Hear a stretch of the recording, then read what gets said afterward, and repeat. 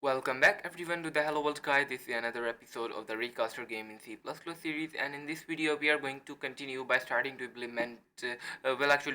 implementing the whole of the map loading and saving functionality in our editor. So I'm going to go ahead and open up the project directory, and inside of this currently you can see that we've got a map.png here, and we basically use this map.png to load our texture as an image, but we are going to use a custom format for doing that, so that we can, well, we could technically still use an image for that, but that would just I think be unnecessary. Let's just create a custom format to do that. So I'm going to go ahead and open up editor CVP here, and before we actually get into that, there is a small problem that we'll need to fix. I'm going to open up editor and main.cvp. So inside of main.cvp, you can see that we are showing the imgui demo window here. We implemented imgui in the last video, so if you haven't watched that, make sure to watch that video first. So if I run this right now, you can see that we do get our dear imgui window, which we can move around. However, there is a slight problem, which is that if I click somewhere on this window, then my editor is still detecting that as a mouse click, and we are basically, yeah, we are drawing everything, even though I'm just trying to move my window around, but it's drawing everything in the background. So we need some way to figure out to not do this unless we are not draw anything unless we are specifically using an imgui window. So if we are not focused on an imgui window, only then we want to perform our map editing functionality. Now that is actually really easy to get done with imgui. We can just do a simple boolean check, which is that we are gonna go here, we are gonna put a we are going to make sure, of course, to include imgui.h here. Now I'm going to go down here, and we'll need to test this value. So we'll need to get imgui get io, which will get a custom structure called io, which basically controls a bunch of contains a bunch of booleans for input output stuff. So we can just see if imgui wants mouse capture, and imgui only wants mouse capture when a editing field is active, or we are hovering over an imgui window. If that's the case, that means imgui wants to use our mouse, so we won't use it ourselves. And we are gonna basically put the whole thing inside of here, and of course we're gonna check if it does not want mouse. So if it does not want mouse, only then we'll be go ahead and do all of this, and if it does want mouse, then we are not going to do anything here. So I'm going to go here, and let me just save that, and let's run make. And now what you should see is that I've got this imgui demo window. I can go here, and if I move this window around, nothing happens, but if I am not hovering over the window, I can still draw. So if I can do it like this, so I can draw here, but if I am focused on the window or anything, then it won't cause any problems. So yeah, that means that this is working. So now we can get started with the actual first element with our UI. I'm going to leave out this demo window for now. Let's just remove the unnecessary include as well. Let's save this, and now I'm going to go here, and now we are going to add a menu bar. So in imgui we can add menu bar to specific windows, and you do need to understand the distinction between an imgui window and a SFML window. So we can have multiple imgui windows inside of this. However, we are not currently using any imgui window, so we just want to render a main menu bar for the whole window. So we can do that using an imgui function. We are going to say imgui begin main menu bar, and in imgui, when we are making different UI elements, the most common pattern is that we call a method begin this, and where we put the name of the UI element, whatever that is, for example the main menu bar, and this returns true or false. Now if it returns true, that means that this whatever thing we have got here, well, it depends on what kind of thing it is, but for begin ones, it means that we have got this open. So only if it returns true will we draw the actual contents of this menu bar, and if it doesn't return true, then we'll need to call an end menu bar as well. So I'll show you this in practice. I'm going to wrap this in an if, and in here we are going to call mgui and end main menu bar, and we are only going to call this end main menu bar if the begin main menu bar return true. If it did not return true, then we don't need to call this, because it will cause crashes if you cause any unnecessary or missing end statements. So the end statements have to match with the begin statements.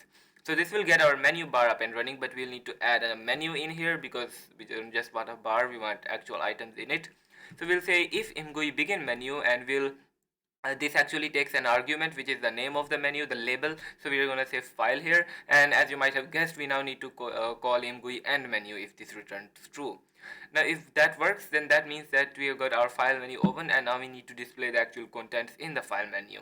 Now we are not going to use a begin function. Instead we are going to use imgui menu item with save, and this means that this save here basically means that, well, if this returns true, that means the user just pressed the menu item. So if the user did press the menu item, we just need to go ahead and perform whatever action we need to.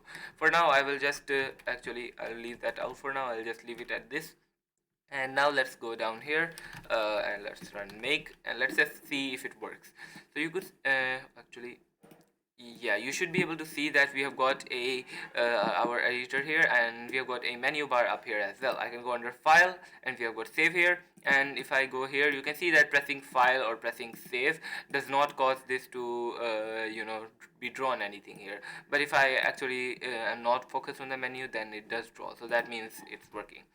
So I'm gonna go here, I'm going to exit, and now the next thing we'll need to do is actually implement the saving. So I'm gonna go ahead and open up map.h. We are going to go here, and first of all we are going to create a function called save, which will take a const std file system path. So we won't take a single string because since this is a path to kind of make sure we do get a valid path, we are going to use an std file system path here.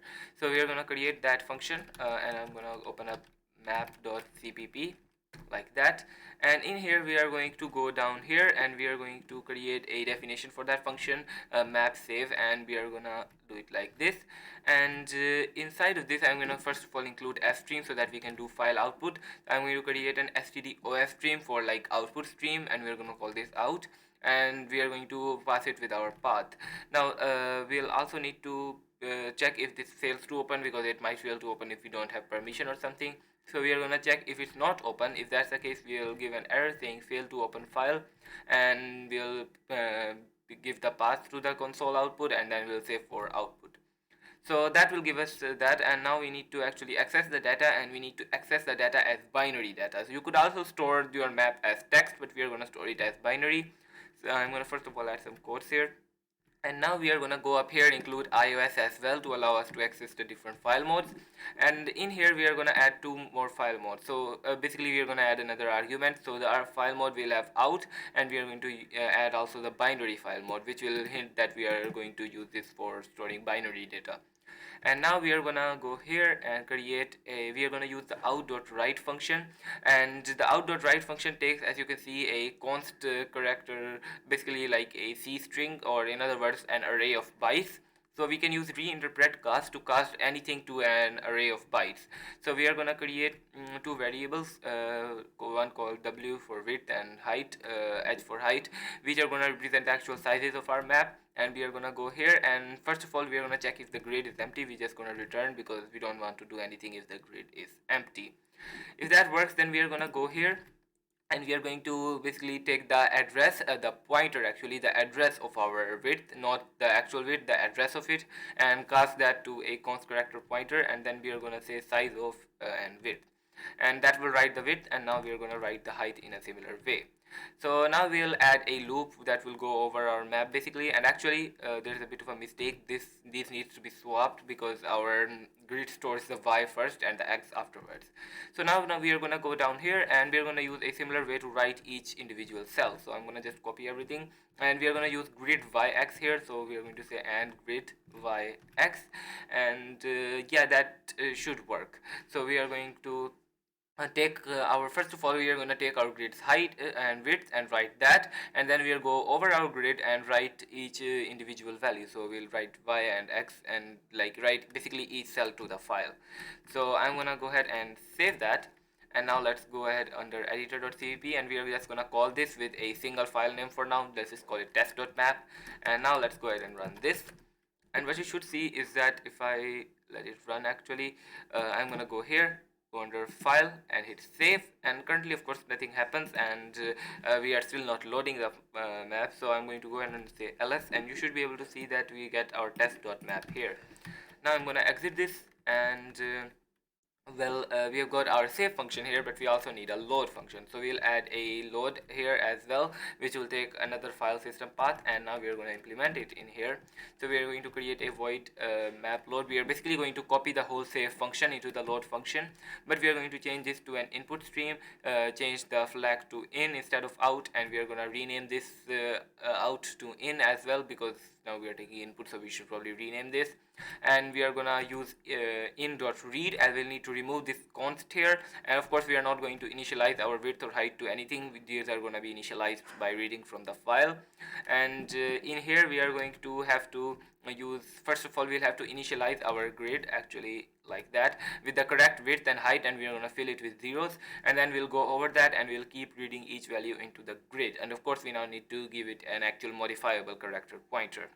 Now that will work. Of course we are gonna change this error message to say or fail to open file for input, and we are not going to return if the grid is empty. But first of all, let's go here. I'm going to just implement another constructor here that will take a cell size and nothing else to allow us to initialize empty maps. So we're going to save that. In here we are going to go ahead and add another constructor that just takes a cell size and initializes the grid to basically empty. And one more thing we'll need to do is, as I said, we needed to remove the if this line, because if the grid is empty, then of course we want to still load the files into the load the cells into the grid. We don't want to just return. So with that we can go here, and I'm gonna not go ahead and load this from map.png anymore, and I'm gonna go here and just initialize it with the cell size. And right now if I run this, what you should see is that we get an empty map. So you can see that we get basically an empty map. But if I go here and I call map.load, and we can call load with whatever path we need, we are going to say for example yeah, we are going to just say test.map, because that's the one we saved in. So now let's go ahead and run make, and what you should see is that we get our map here, and it works, and it's the correct map. And now instead of loading from an image, we are loading from our custom format. And for example, if I go here and I just like go down here and I make a block here, you can see we got that. And if I go inside of this and I perhaps make a block here as well, you can see we've got this, and I can go here, go under file and hit save. And if I now run this again, what you should see is that we still get our changes, and you can see we get this block here that we created earlier. And if I go here, you can see we get this one here as well. So yeah guys, it's pretty much it for this video. In this video we implemented the map loading and saving functionality. I'll see in the next one, in which we'll work on allowing the user to actually save and load different file names, and basically making a bit of a better user friendly interface. So I'll see you in the next one. Make sure to like and subscribe as well, and share this video with other people, and bye.